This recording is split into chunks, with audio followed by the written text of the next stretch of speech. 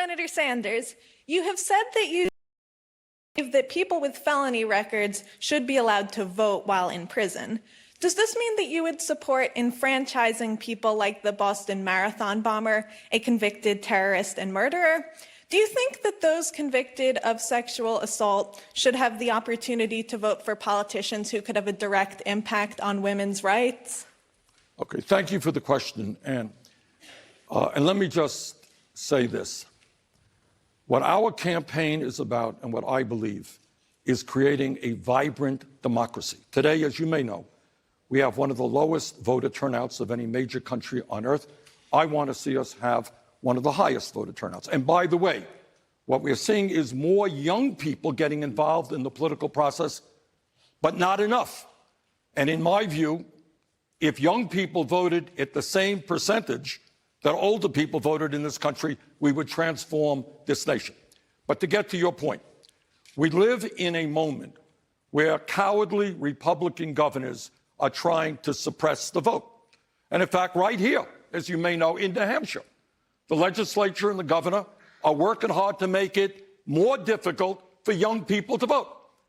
And to me, that is an incredibly undemocratic, un-American process. And I say to those people, by the way, if you don't have the guts to participate in free and fair elections, you should get another job and get out of politics.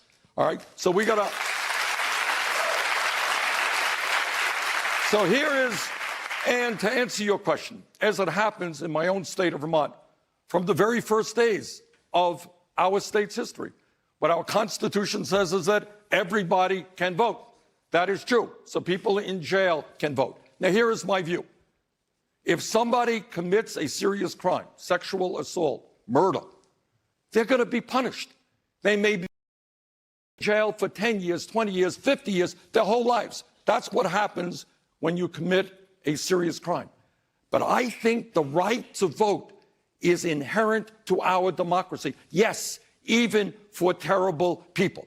Because once you start chipping away and you say, well, that guy committed a terrible crime, not going to let him vote, or that person did that, not going to let that person vote, you're running down a slippery slope. So I believe that people who commit crimes, they pay the price. When they get out of jail, I believe they certainly should have the right to vote. But I do believe that even if they are in jail, they're paying their price to society, but that should not take away their inherent American right to participate in our democracy. Applause for the answer. My follow-up question goes to this being like you're writing an opposition ad against you by saying you think the Boston Marathon bomber should vote not after he pays his debt to society, but while he's in jail. You sure about that? Well, Chris, I think I have written many 30-second opposition ads throughout my life. This will be just another one. But I do believe, look, you know, this is what I believe. Do you believe in democracy? Do you believe that every single American 18 years of age or older who's an American citizen has the right to vote? Once you start chipping away at that, believe me, that's what our Republican governors all over this country are doing. They come up with all kinds of excuses why people of color, young people, poor people can't vote. And I will do everything I can to resist it. This is a democracy. We've got to expand that democracy. And I believe every single person does have the right to vote. All right.